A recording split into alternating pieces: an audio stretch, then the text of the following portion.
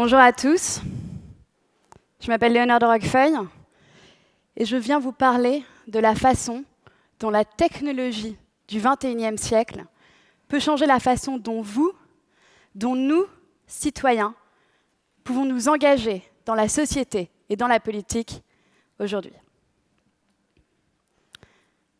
Mon plus gros échec est celui de mon implication en politique.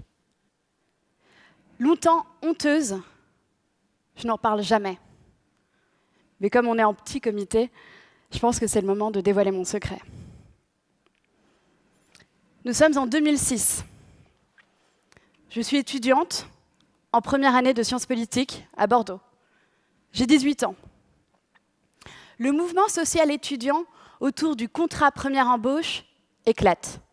Le contrat première embauche, appelé aussi CPE ou, par certains, contrat poubelle. À ce moment-là, je n'ai qu'une envie, m'impliquer. Je me voyais déjà en passionnariat au-dessus des barricades ou debout sur les bureaux d'un amphithéâtre à déclamer des grands discours. Pour la première fois de ma vie, je manifeste. Je manifeste et je suis complètement bouleversée. Je suis bouleversée par cette foule qui avance en hurlant vers un même but. Je me sens vivante comme jamais. Et pour autant, très vite, je déchante. Et je déchante pourquoi ? Parce qu'en parlant avec les gens autour de moi, rapidement, je me rends compte que personne ne sait exactement ce qu'est le contrat première embauche. J'entends même des lycéens qui hurlent « Ah bah, le conseiller principal d'éducation !» CPE. Et là, je me dis, peut-être que nous, étudiants en sciences politiques, on a un rôle à jouer ici. Peut-être qu'on pourrait aider à mieux comprendre la loi. Peut-être qu'on pourrait décrypter cette loi pour les autres étudiants du campus et finalement, peut-être proposer une alternative constructive.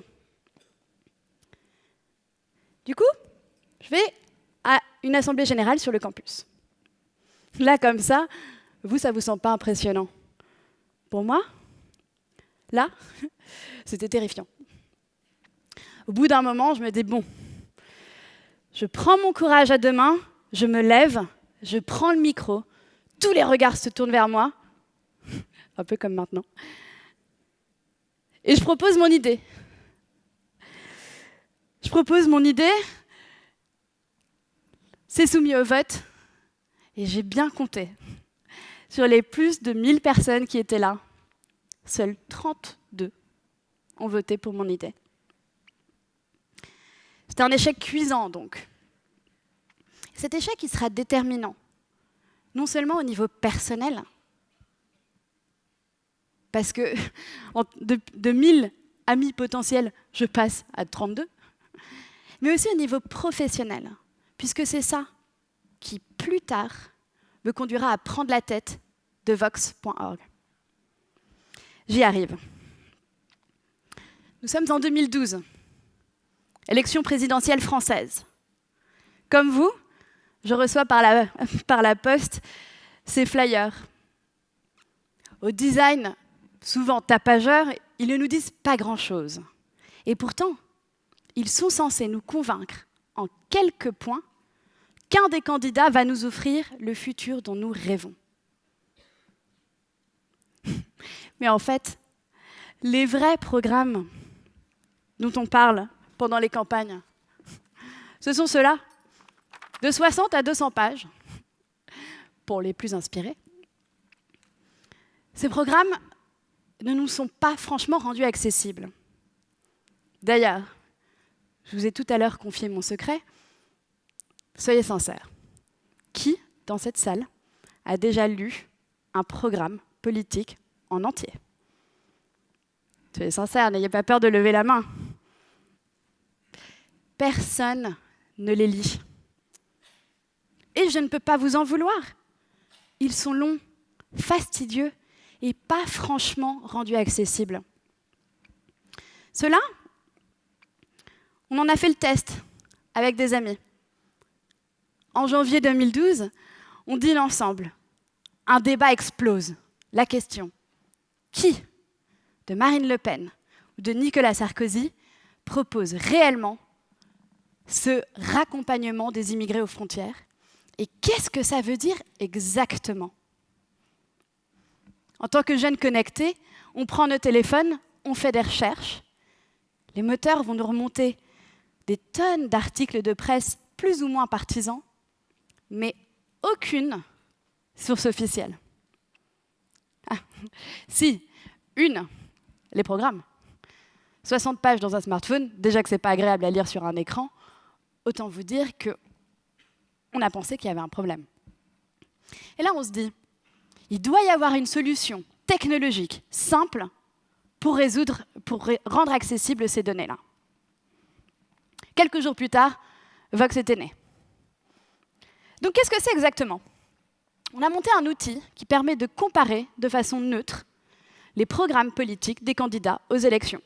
Comme n'importe quel comparateur, vous allez sur le site, sélectionnez un pays, sélectionnez une élection, sélectionnez 2 candidats, un thème, et vous pouvez comparer.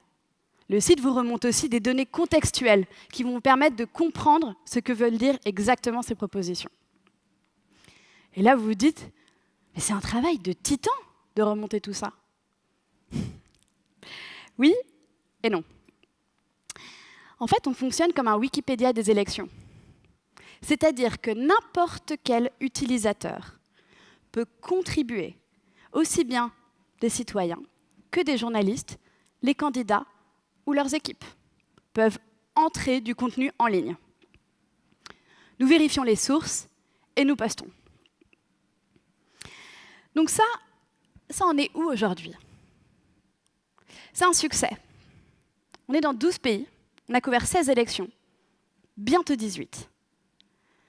On a des ambassadeurs dans le monde entier qui développent notre outil, travaillent avec la presse en local et sensibilisent les populations sur les élections. Et pourtant, malgré les 3 millions de visiteurs, les 50 000 téléchargements d'applications, les partenariats avec la presse internationale, nationale, régionale, ça ne suffit pas. Ça ne suffit pas à cause de ça. 7 Français sur 10 pensent qu'aujourd'hui, la démocratie ne fonctionne pas très bien. 7 sur 10. En France. C'est pas moi qui le dis, c'est le Cevipof qui a publié cette étude en décembre 2014. Et ça va avec un autre chiffre encore plus effrayant. 9 Français sur 10 pensent qu'aujourd'hui, les politiques ne se préoccupent pas du tout de la vie des citoyens. Et là, vous allez me dire, mais c'est une cause perdue. Plus personne n'y croit. Et figurez-vous que si. Il y en a qui persistent, il y en a qui croient encore en la politique. 6 Français sur 10 s'intéressent encore à la chose publique.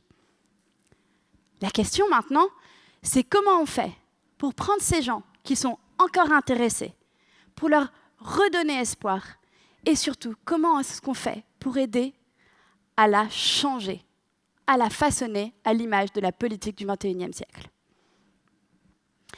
Pour trouver une solution à cette question, je suis repartie à ma situation en 2006. Mon problème à ce moment-là, il était double. Manque d'informations, manque d'alternatives à l'engagement classique. À ce moment-là, c'était vraiment marche dans une manifestation ou tais-toi.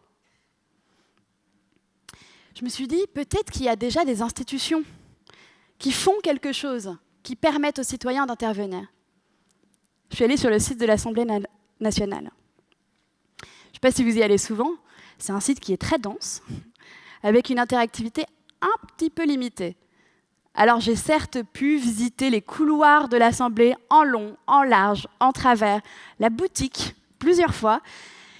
En cherchant très bien en bas à gauche, je trouve un bouton « Déposer une contribution ». Je clique dessus. Qu'est-ce que je vois? Ça. Évidemment, je ne vous demande pas à nouveau, pour ne pas me retrouver encore très seule sur scène, qui aurait envie de déposer quoi que ce soit sur une page qui ressemble à ça. Ça, c'est qu'un exemple parmi tant d'autres.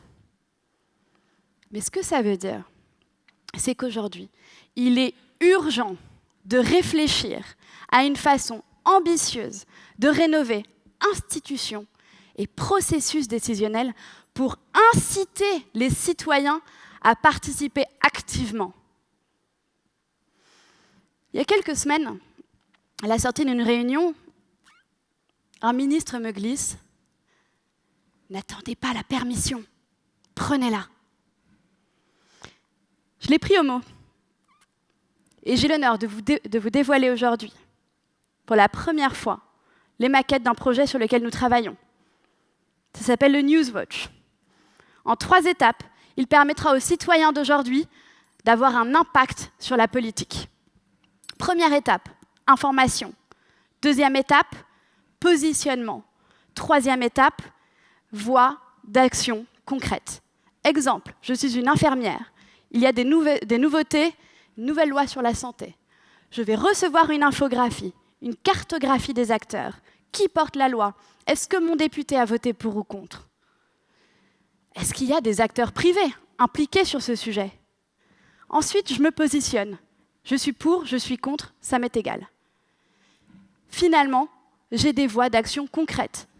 Pétition, me rendre à une manifestation près de chez moi, aller à une réunion publique sur le sujet, adhérer à une association qui travaille là-dessus. Certes, ça ne changera pas tout de suite, mais on peut commencer par des petites choses. Par exemple, est-ce que vous saviez qu'aujourd'hui, pour les prochaines élections de décembre 2015, les élections régionales, 3 villes françaises vont être privées de vote. Paris, Lyon et Marseille. Ça semble incroyable. Et pourtant, c'est ce qui arrive chaque année, à chaque élection. En fait, c'est l'équivalent de la population combinée de ces villes qui n'est pas inscrite sur les listes électorales et qui, de fait, se prive de son droit d'avoir le choix. Les listes ont été réouvertes jusqu'au 30 septembre. Est-ce que vous êtes inscrits? Est-ce que les gens autour de vous sont inscrits? Et là, vous vous dites, on n'est pas tellement dans du hacking de politique, là, juste devoir aller se réinscrire sur les listes électorales. Mais pourquoi je vous dis ça? Je vous dis ça parce que je suis convaincue que la meilleure éducation civique, c'est la participation active des citoyens. J'espère vous avoir donné un aperçu de ma vision de la politique au XXIe siècle. D'accord, les politiques ne vont pas tout de suite écouter toutes les revendications des citoyens sur ces plateformes. D'accord, les citoyens ne vont pas sauter de joie du jour au lendemain en disant « Youpi, une application me permet d'écrire à mon député ». Mais il y a en France et dans le monde un espace d'innovation civique actif, composé de membres de la société civile et de politiques qui veulent changer la façon dont on vit en démocratie aujourd'hui. Je ne pense pas que la technologie est la solution à tous nos problèmes, mais je suis sûre qu'elle peut nous aider à guérir de cette rupture entre représentants et représentés. De tout mon cœur, j'ai envie de relever ce défi. J'espère que cette fois, vous serez un peu plus que 32 à nous suivre. Merci.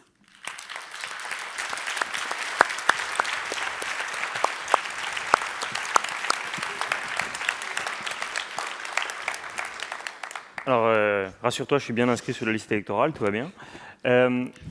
tu n'en as pas parlé parce que tu es assez modeste, mais il se trouve qu'il y a peu de temps, moi j'ai voté Léonore de Roquefeuille, plus exactement j'ai voté Vox, puisque tu fais partie des 10 finalistes du Google Impact Challenge. Est-ce que tu peux expliquer à la salle s'ils ont été convaincus par ce que tu fais et qu'ils ont envie de t'aider? Qu'est-ce que c'est que ce concours et concrètement, quel est l'enjeu? Je crois qu'on a jusqu'au 8 octobre pour voter. Exactement. Alors en fait, ouais, on a été choisi parmi les 10 finalistes du concours de Google qui s'appelle le Google Impact Challenge. 10 finalistes qui sont les 10 associations de France qui changent le monde grâce à la technologie. Aujourd'hui, on leur a présenté cette idée de l'application qu'on appelle le Newswatch.